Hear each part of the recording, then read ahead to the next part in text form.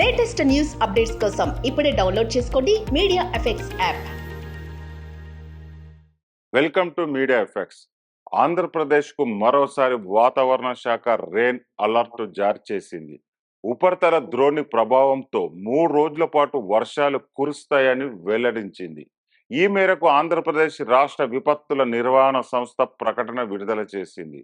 మంగళవారం పార్వతీపురం, మన్యం, అల్లూరి సీతారామరాజు, ఏలూరు జిల్లాలు అక్కడక్కడ పిడుగులతో కూడిన తేలికపాటి నుంచి మోస్తారు వర్షాలు కురిసే అవకాశం ఉందని, అలాగే రాయలసీమలో అక్కడక్కడ పిడుగులతో కూడిన తేలికపాటి వర్షం పడే అవకాశం ఉన్నట్లు విపత్తుల సంస్థ ఎండి రోనంకి కుర్మనాథ్ తెలిపారు. మరోవైపు రేపు శ్రీకాకుళం 8, విజయనగరం 6, మన్యం 12, అల్లూరు జిల్లా 2 మండలాల్లో వడగాల్పులు వీచే అవకాశం ఉందన్నారు.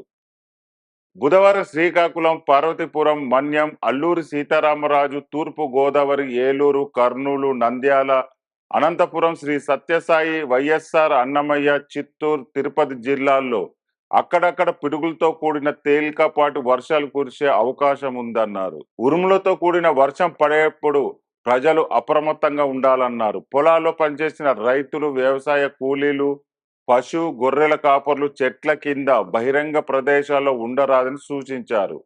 సోమవారం సాయంత్రం 6 గంటల నాటికి శ్రీ సత్యసాయి జిల్లా ఓబుళదేవర చెరువు మండలంలో 42.5 మిల్లీమీటర్లు, చిత్తూరు జిల్లా వెదురుకుప్పలో 38.2 మిల్లీమీటర్లు, కోనసీమ మండపేట, విజయనగరం కొత్త వలసలో 30.5 మిల్లీమీటర్లు, అల్లూరు జిల్లా అడ్డతీగలో 27.2 మిల్లీమీటర్లు, అనకాపల్లి జిల్లా నర్సీపట్నంలో 26 మిల్లీమీటర్ల చొప్పున వర్షపాతం నమోదైందన్నారు. దాదాపు 30 ప్రాంతాల్లో పిడుగులతో కూడిన వర్షాలు పడినట్టు తెలిపారు.